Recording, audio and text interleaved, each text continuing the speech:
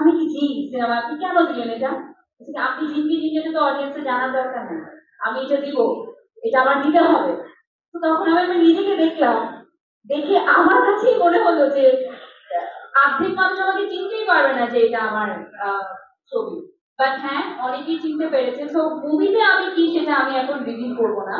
তবে আপু যেটা একটা প্রশ্ন করেছেন, আমি প্রস্তুতি নিয়েছি কিনা, আমার 10 বছরের ক্যারিয়ার আব্দুল আজিজের থ্রুতে জ্যাজ মাল্টিমিডিয়া থ্রুতে 2015 সালে আমি সিনেমাতে পা রেখেছি। এর আগে আমি এই টেলিভিশন গুলোতে উপস্থাপনা করতাম, মানে হাজার হাজার টেলিভিশন শো, স্টেজ প্রোগ্রাম আমি উপস্থাপনা করেছি।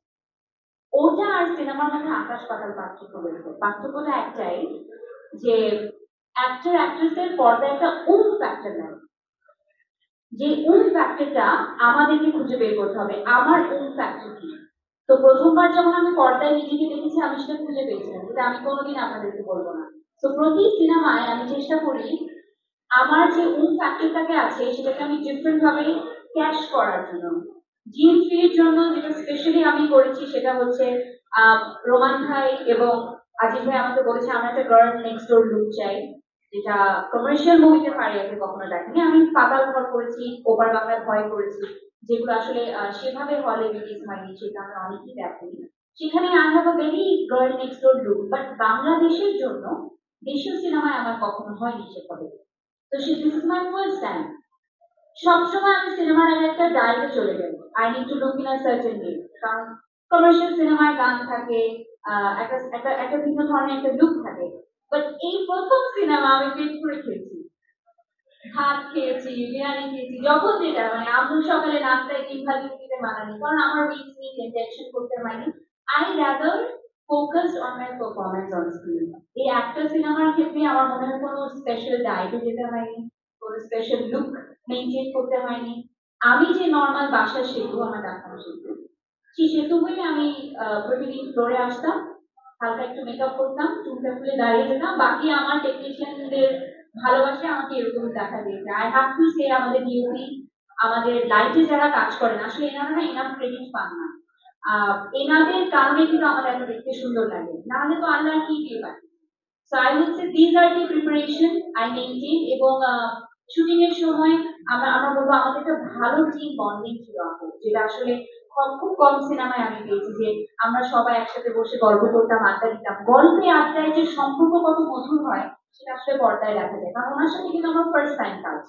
কেমিস্ট্রিটা কিন্তু মাঝে মাঝে চোখে চোখে তাকিয়ে ভাইয়া তুমি যেরকম আমি যেরকম হয়ে যায়।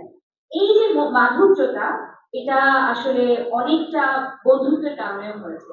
So I think I hope I answered your question. Thank you so much. কোনটা গানকে আপনাদের কেমন লেগেছে? সত্যি বলবেন না। এটা যারা আছেন আপনাদেরকে এখন জেনুইনলি জিজ্ঞেস করছি, আপনি বলুন কেমন লেগেছে? আর একটু জোরে শুনতে চাই, আরো জোরে। খারাপ লাগলে সেটাও জোরে বলুন, ভালো লাগলে সেটাও জোরে বলুন।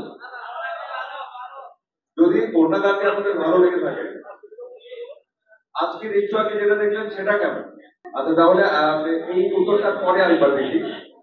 যেহেতু আপনাদের সবার এবং শুধু আপনারা সবাই না, এই যে যারা যারা দেখেছেন আমরা আপনাকে ভালোবাসেন এবং আজকে নতুন গান আসলো, এবং আশা করছি যে এটা আমাদের ভালো লাগবে। এখানে যারা ভালো লাগছে, আমাদের ভালো লাগছে। এটা বিশ্বাসের একটা জায়গা তৈরি হয়ে যায়, প্রকাশের জায়গা তৈরি হয়ে যায় যে যে কাজটি আমাদের দুজনের আসছে, এবং সেখানে আমরা শুধু দুজন আছি সেটা না, একজন নির্মাতা, একজন লেখক, এবং যিনি আসলে এই গল্পটিকে বিভিন্নভাবে ধারণ করেন তিনি, সেই সাথে যে সকল আর্টিস্ট বাকিরা কাজ করছেন, তাহলে আমার রাজীব ভাই থেকে শুরু করে এভাবে অনেক আর্টিস্ট এখানে আছেন। আমাদের সকলের প্রত্যাশা যে গল্পটি আপনাদের ভালো লাগবে, দর্শকদের ভালো লাগবে, এবং আপনারা একবার দেখে আসবেন, আপনারা আপনাদের পরিবারের সকলকে নিয়ে যাবেন, বারবার যাবেন এবং বলবেন, এটা আমার বিশ্বাস।